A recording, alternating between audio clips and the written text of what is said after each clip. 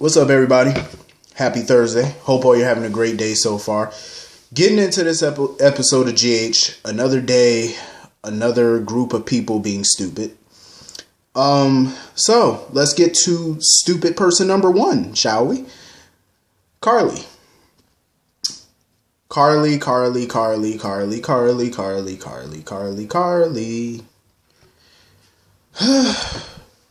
I have my days with Carly.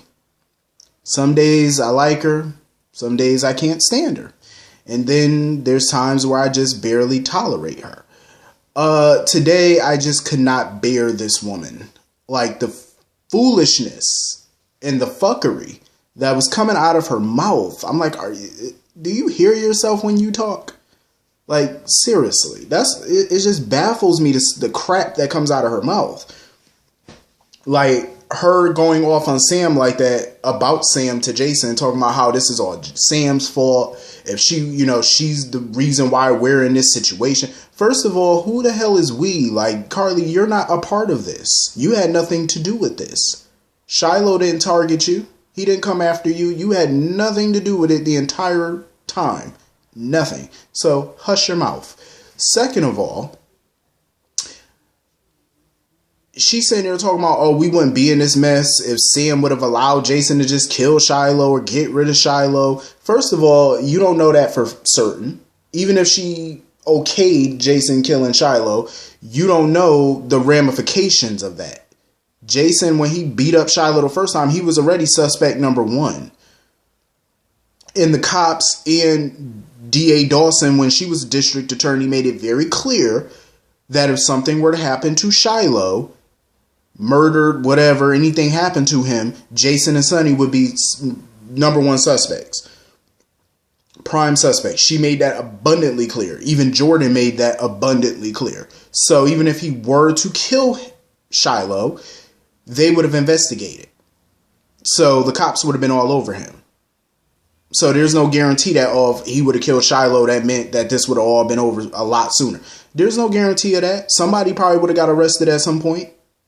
The cops wouldn't have let it go. D.A. Dawson at the time definitely wouldn't have let it go. She would have investigated that shit to the end of time. And we all know it because she was obsessed with Sonny and Jason. So she would have done her damnedest to get evidence.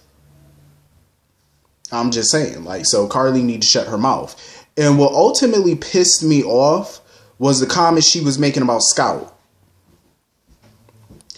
To me, I personally feel like her comments about Scout were appalling.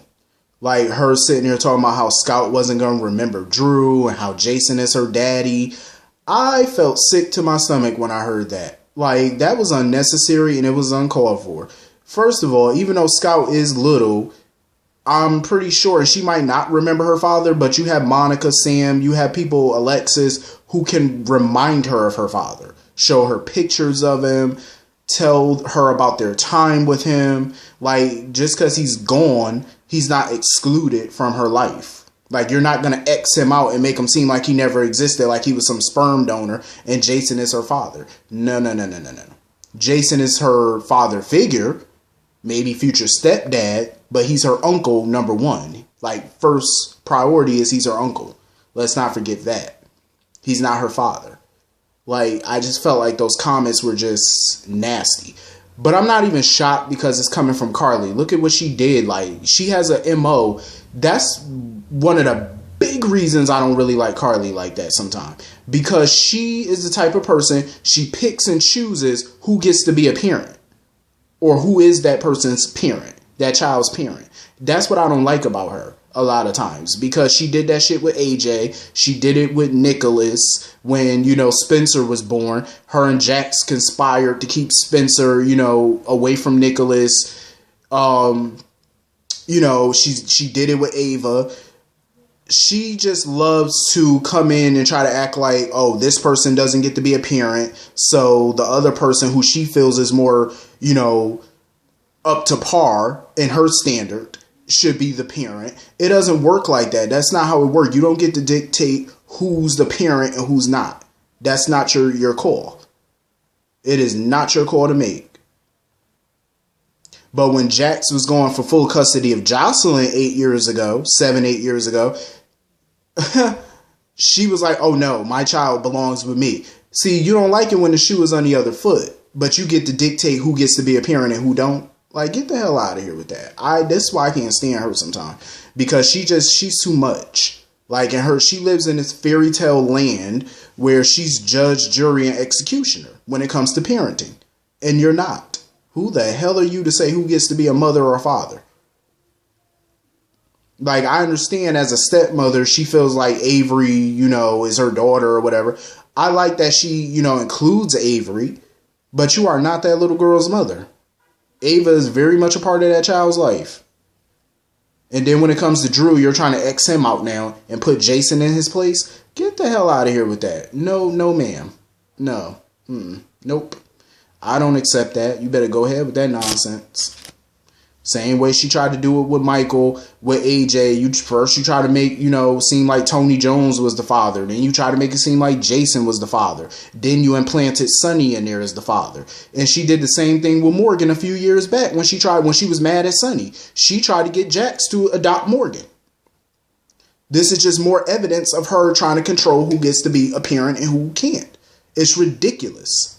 Totally ridiculous. Like, she need to check her shit at the door. Like, you are not the grand poobah of parenting. Like, go sit down. Who the hell do you think you are? Talking about, oh, Sam, I feel for Sam. Oh, you feel for Sam, but a minute ago you were just dogging her out. Trying to say all of this was her fault. But yet, God forbid, something from her past comes up. Oh, it ain't my fault. Oh, like the whole situation with Nell and all that. Granted, that one wasn't technically her fault. But you ain't make the situation better. That's for damn sure. Like, Carly just irked my nerves a lot of times. Like, she just annoyed my soul, like, to its core when she talks. It's like when she opens up her mouth, foolishness comes out. So anyway, moving on from that, let's get to stupid person number 2. Nikolas. Can you get any more dumb? He should have been a part of Dumb and Dumber, and then he should have been a part of Dumb and Dumber, the sequel. And, like, you should have just been a part of all the sequels, because you just get dumber by the day. Like, what the hell is wrong with him? Like, do he not understand incognito? Does he not understand stay your ass in the house? Like, do you not get these things? How many times has somebody got to tell you to keep your ass in the house? You're not supposed to be seen. But yet you want Jackson, Carly, and Hayden and all these people to keep your secret. More and more people are learning it every day. Now you're involving a child. This idiot went to Windermere, got caught by Charlotte. Now he came up with some stupid ass lie about how he's her bodyguard and he don't want her to tell her father that she saw him and blah, blah, blah, blah. Nikolas, go shoot yourself in the foot, please, because he's just pissing me off too. Idiot. Like, just a bona fide idiot. I'm like, what are these people drinking in Port Charles? Like, what is in the water? Like, damn, do they got some type of stupid juice or something going around in there? Like, what is wrong with folks? Damn, get a clue. Like, what are you doing? You might as well just sit there and sit in the living room and wait for Valentin to walk his ass in there and say, surprise. Like, you might as well at this point. Because everybody know you're alive at this juncture. You got quite a few people that know you're alive. Dum-dum. Damn, like, how stupid can you be? So then, let's get on with Valentin, of course. He wants the painting of Helena, and he's offering a generous sum. Basically, he wants Ava to name her price for the painting. And of course, Ava told him the same thing she told Jax, go to hell. She not giving nobody that painting. Not, at least of all, not them. Because she feels like they just, everybody coming to visit her because she feels like they want something from her. And she feels like she has the upper hand. She holds the cards right now because she has that painting that everybody wants. So she, has the upper hand when it comes to telling them to go to hell. I mean, she could make some bank if she wanted to right now. Because they're basically offering all this money and name your price. When somebody tell you to name your price, that's pretty much a blank check. Like, I could write 500 million in that blank spot right now. And I'm pretty sure they got the loot to pay it. But, I ain't mad at Ava for telling them to go to hell, because back then they didn't want her. Now she got that paint and they all on her. It's like, milk it for all it's worth, I guess. But I'm glad she put Valentin in his place too, and let him know you ain't getting nada from me. So Valentin is pretty much putting some pieces together. Like, he knows that he feels like Laura's basically plotting with Jax and Hayden to take his ass down. So he's getting that part. He just don't know what that painting is all about. Like, he knows there's some type of hidden clue in that painting, but he doesn't exactly know what. So now he's, trying to get a hold of Hayden and stuff like that and call her to figure out, I guess to make her some type of offer or whatever. Probably to join his allegiance or whatever, align herself with him. And whatnot. So who knows how that'll go. Speaking of Hayden, so her and Anna had a woman-to-woman sit down. And I liked their chat, because I feel like their conversation got real. Like, that was the realest conversation I've heard on this show in quite some time. And I felt like it was a real conversation. Two women sitting down face to face, no holds barred. And Anna definitely didn't pull no punches. You know what I'm saying? Like, Anna just let it all out how she felt. And she put Hayden in her place. Like, she checked her. Basically letting her know, like, I'm onto your game, because Anna's not stupid. She was like, all this time, you could have told Finn about his child, and the one time you decide to let him in on this secret is when I've been out of town. Coincidence? I don't think so. And I agree with Anna. That's not coincidental. She did that shit on purpose, because she's using that child. And this is what I said before. I felt like she's using that child to manipulate Finn or to get back in good with him. It was the perfect timing for her when she came back, because Anna was gone. She could cozy back up to Finn. Now you're using that child as leverage. That's exactly how I feel she's doing it. Don't get me wrong. I believe that she cares about her daughter. She loves her daughter, but she also sees her daughter as an opportunity to kind of get what she wants. You know what I mean? Like, I wouldn't put it past Hayden. She's slick. And I'm glad Anna's not, fooled by her. Like, she just put her on notice. Like, because, and then Hayden was, basically trying to insinuate that her and Finn may not be getting married or whatever. Are they still getting married? Because she sees it as, well, Anna's been gone for some months now, and feelings can change as time goes on without your significant other. Which in some cases that is true. But according to Finn, his feelings for her has not changed. Now, do we know that for certain from Finn? I don't know. Only time will tell. Actions speak louder than words. But Anna definitely, when they hugged and he left, she kind of felt like there was a disconnect between them. She felt like it wasn't all the way true what he was saying. But she's definitely not going to let Hayden know that.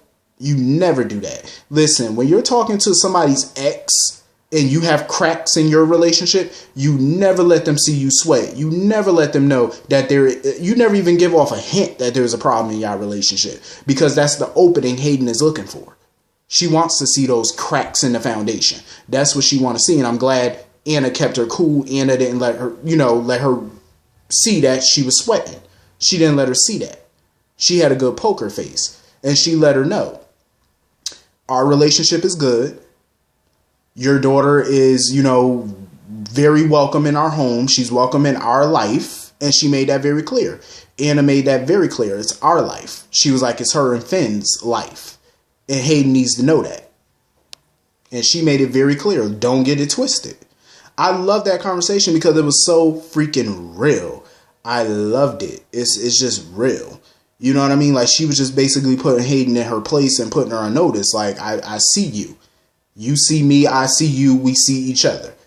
You know what I mean? Like, make no mistake about it. And I love that. That's how you handle it. Ain't no drinks thrown in nobody's face. Ain't no insults. Ain't no hair pulling. Ain't none of that. She just let her know, woman to woman, stay in your lane. I'ma stay in mine. You know what I mean? Like, your daughter's welcome in my home. She's welcome in our life. I love that. Straight to the point. Straight to the point. I loved it. But we all know Hayden ain't gonna take that. We know it. So anyway, of course, Chase was a little upset. He was a little furious that, Finn didn't tell him about his daughter. But, you know, he was cool about it because Finn kind of explained things to him or whatever about how things went down or whatever. And, you know, Chase was happy about being an uncle, you know. And I know Finn is nervous about being a dad and stuff like that. But I'm glad that they, you know, it wasn't no argument that's going to last. You know, it was like a quick little, I'm upset with you. And then once Finn explained things, you know, Chase calmed down. He understood. And they're in good terms. They're happy. You know what I mean? Like, I'm glad that it didn't drag on with, you know, Chase walking around like some little bitter Betty, upset because he doesn't know all the tea. It's like, first of all, this man just found out he had a child. So he didn't have a chance to tell you yet. He's still figuring everything out. He's still processing all this information and about how to be a father. You know what I mean? So sorry that you were not on his list of priorities. Like, relax yourself. So I'm glad that they cleared the air real quick on that one. And, you know, Chase is excited about meeting his niece, which he should be. So anyway, so Nina came over to Jax's to give him a personal invite to her wedding to Valentin. Jax, of course, was pissed because he was like, I'm not coming to your wedding. I'm not going to sit there and watch you make a mistake and ruin your life. I'm not going to do it. I knew Nina was up to something by inviting Jax to the wedding. I knew it. I have a feeling that her doing this wedding with Valentin is to publicly humiliate him. I think that's really what this is about. I think she wants to humiliate him the way she felt humiliated. She wants to play him the way she felt like she got played. You know what I mean? To just make him look like an ass in front of everybody. I think that's really what she wants to do. In some form or fashion. I feel like that's what she wants. You know what I mean? Like, she's clearly been plotting and scheming since the last wedding. Because I knew she didn't believe him. I knew it. And she made that perfectly clear to Jax. Like, she was like, okay. Because she made that perfectly clear. She was like, okay, what if I'm not planning on marrying Valentin? What if I'm planning on destroying him? See, I knew she was up to something. Because it was her demeanor towards Valentin ever since the wedding changed significantly. It changed drastically. Like, whenever he would come around her, her face would tighten up. She would make certain facial expressions towards him. She looked like she didn't even want him touching her. Like, her skin was crawling every time he was around her and he touched her. Like, that's just the vibe she gave off. So I knew she was up to something. I knew it, and I'm happy about it, because she's done being played, and I don't blame her. She's sick of being the victim. She's sick of being played by him, and it's a wrap. She's tired of it. So now she's going to flip the script and play his ass. I don't blame her. So anyway, moving on from that. It was good to see Aunt Stella. She was back for a visit. She said it's a quick visit. Like, she's not coming back to Port Charles right now. She just came back to handle some paperwork to get a visa or whatever. Because she's going to be spending a lot more time in London. So Jordan and Curtis were talking about maybe visiting her for the holidays in London or whatever for Christmas. It was kind of funny, though, because Stella was surprised that they still haven't gone on a honeymoon yet or planned their honeymoon. But, I mean, they didn't have a chance to. You know, with Jordan being in the hospital, her being out of work, their medical bills. Then when she came back to work, she had new fresh cases and Curtis had cases. Things just happened. You know, they haven't had a chance to take it yet. So I'm sure eventually they'll be able to take a trip eventually. I am happy, though, that Jordan did not tell Stella about TJ's plans to propose to Molly. I'm glad she didn't do that. You know what I mean? Because I think it's best to come from TJ rather than Jordan. And I'm glad she didn't spill the beans and spoil it for him. You know, I think that was dope of her, you know, to keep her mouth shut on it. You know, just zip it, throw away the key. I thought that was dope. So anyway, moving on from that. So of course, you know, Ned is happy to see his daughter. Brooklyn was getting on my damn nerves a little bit. The way she was talking about Dante and Lulu and stuff to Olivia.